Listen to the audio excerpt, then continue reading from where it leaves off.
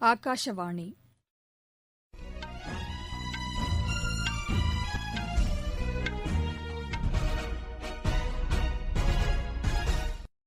செய்திகள் வாசிப்பவர் லட்சுமி ராகவன்.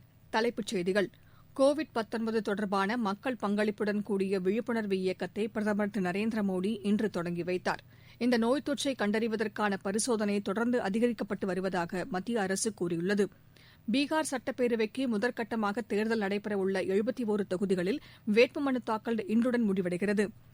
இந்திய விமானப்படையின் 88வது ஆண்டு தினம் இன்று கொண்டாடப்படுகிறது. ஐபிஎல் கிரிக்கெட் போட்டியில் ஹைதராபாத் அணி இன்று பஞ்சாப் அணியை எதிர்கொள்கிறது. இனி விரிவான செய்திகள். கோவிட்-19 தொடர்பாக மக்கள் பங்களிப்புடன் கூடிய விழிப்புணர்வு இயக்கத்தை பிரதமர் திரு நரேந்திர மோடி இன்று தொடங்கி வைத்தார். முகக்கவசம் அணிவது, தனிநபர் இடைவெளியை பின்பற்றுவது, கைத்தூய்மை பராமரிப்பது போன்றவற்றை கடைபிடித்து கோவிட்-19 ஒருங்கிணைந்து வெல்வோம் என்று பிரதமர் வேண்டுகோள் விடுத்துள்ளார்.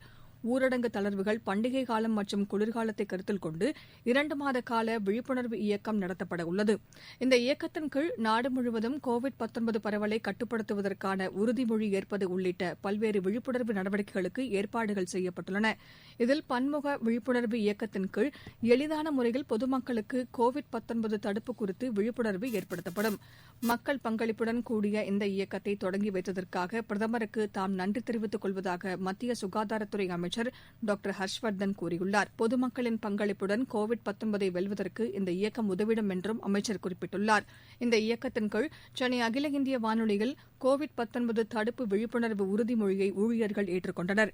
மாநில செய்திப்பிரிவு சமூக வலைதளங்கள் வாயிலாகவும் பதாகைகள் வாயிலாகவும் கோவிட்-19 தடுப்பு விழிப்புணர்வு நடவடிக்கைகளை மேற்கொண்டு வருகிறது. நாடு முழுவதும் கோவிட்-19 கண்டறிவதற்காக மேற்கொள்ளப்பட்டு வரும் பரிசோதனைகளின் எண்ணிக்கை தொடர்ந்து அதிகரித்து வருவதாக மத்திய அரசு கூறியுள்ளது. நாள்தோறும் 15 லட்சத்திற்கும் மேற்பட்ட பரிசோதனைகள் மேற்கொள்ளப்பட்டு வருவதாக சுகாதாரத்துறையின் செய்திக்குறிப்பு தெரிவிக்கிறது. கடந்த 24 மணி நேரத்தில் மட்டும் 11,94,321 பரிசோதனைகள் மேற்கொள்ளப்பட்டிருப்பதாக அதில் குறிப்பிடப்பட்டுள்ளது. கோவிட்-19னால் பாதிக்கப்படுவோரின் எண்ணிக்கை தொடர்ந்து கட்டுக்குள் இருப்பதாகவும் அந்த செய்திக்குறிப்பில் தெரிவிக்கப்பட்டுள்ளது. இந்த நோய் தொற்றினால் பாதிக்கப்பட்டு குணமடைவோரின் எண்ணிக்கையும் 85.25% உயர்ந்துள்ளதாக அதில் தெரிவிக்கப்பட்டுள்ளது. கோவிட்-19 பரவலை கட்டுப்படுத்துவதற்கு அரசின் நெறிமுறைகளை பொதுமக்கள் முழுமையாக கடைபிடிக்க வேண்டும் என்று மக்கள் நல்வாழ்வுத்துறையின் முதன்மைச் செயலர் டாக்டர் ராதாகிருஷ்ணன் கேட்டுக் கொண்டுள்ளார். இன்று சென்னையில் செய்தியாளர்களிடம் பேசிய அவர், பொதுமக்கள் வீட்டை விட்டு வெளியே செல்லும்போது முகக்கவசம் அணிவதை கட்டாயமாக்கிக் கொள்ள வேண்டும் என்று வலியுறுத்தினார். தனிநபர் இடைவெளியை கடைபிடிப்பது, கை தூய்மையை பராமரிப்பது போன்றவற்றின் மூலம் இந்த நோய் தொற்றை தவிர்க்கலாம் என்றும் அவர் கூறினார். தமிழகத்தில்தான் இந்த நோய் தொற்றுக்கான பரிசோதனை அதிக அளவில் மேற்கொள்ளப்பட்டு வருவதாகவும் டாக்டர் ராதாகிருஷ்ணன் தெரிவித்தார். பீகார் சட்டப்பேரவைக்கு முதற்கட்டமாக வரும் 28ஆம் தேதி தேர்தல் நடைபெறவுள்ள 71 தொகுதிகளில் வேட்புமனு தாக்கல் இன்றுடன் நிறைவு பெறுகிறது. மனுக்கள் மீதான பரிசீலனை நாளை நடைபெறும். மனுக்களை விலக்கிக் கொள்ள 12ஆம் தேதி கடைசி நாளாகும். கோவிட்-19 காரணமாக ஆன்லைன் வாயிலாகவும் வேட்புமனுக்களை தாக்கல் செய்ய தேர்தல் ஆணையம் அனுமதித்துள்ளது. 243 தொகுதிகளைக் கொண்ட பீகார் சட்டப்பேரவைக்கு 3 கட்டங்களாக தேர்தல் நடைபெறவுள்ளது. இந்த தேர்தலில் பதிவாகும் வாக்குகள் அடுத்த மாதம் 10ஆம் தேதி எண்ணப்படும். இந்திய விமானப்படையின் 88வது ஆண்டு தினம் இன்று கொண்டாடப்படுகிறது. இதனையொட்டி குடியரசுத் தலைவர் திரு ராம்நாத் கோவிந்த் வெளியிட்டுள்ள செய்தியில், நாட்டின் பாதுகாப்பு மற்றும் பேரிடர் காலங்களில் விமானப்படையின் பங்கு அளப்பரியது என்று கூறியுள்ளார். பிரதமர் திரு நரேந்திர மோடி விடுத்துள்ள செய்தியில், விமானப்படை வீரர்களின் சாகசம், துணிவு அனைவருக்கும் உந்து சக்தியாக விளங்குகிறது என்று கூறியுள்ளார். இந்நாளையொட்டி விமானப்படை வீரர்கள் அனைவருக்கும் வாழ்த்து தெரிவித்துக் கொள்வதாக பாதுகாப்புத்துறை அமைச்சர் திரு ராஜ்நாத் சிங் கூறியுள்ளார்.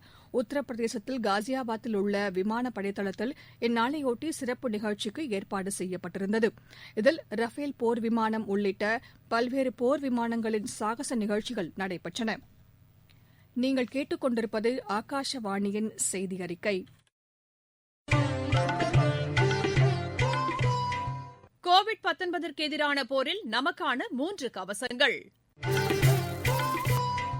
முகக்கவசம் அணிவோம், தனிநபர் இடைவெளியை கடைபிடிப்போம், கை மற்றும் முக சுத்தம் பராமரிப்போம். கனடாவில் நடைபெறவுள்ள இந்திய முதலீட்டிற்கான மாநாட்டில் பிரதமர் திரு நரேந்திர மோடி இன்று உரையாற்றுகிறார். கனடா தொழிலதிபர்கள் இந்தியாவில் முதலீடு செய்வதற்கான வாய்ப்புகளை அறிந்து கொள்ளும் வகையில் இந்த மாநாட்டிற்கு ஏற்பாடு செய்யப்பட்டுள்ளது. தமிழகம், கேரளா உட்பட 6 மாநிலங்களில் இதுவரை 15,26,534 மெட்ரிக் டன் நெல் கொள்முதல் செய்யப்பட்டுள்ளதாக மத்திய அரசு கூறியுள்ளது. இதன் மூலம் குறைந்தபட்ச ஆதரவு விலையாக 2,882 கோடி ரூபாய் வழங்கப்பட்டுள்ளதாக வேளாண் துறையின் செய்திக்குறிப்பு தெரிவிக்கிறது.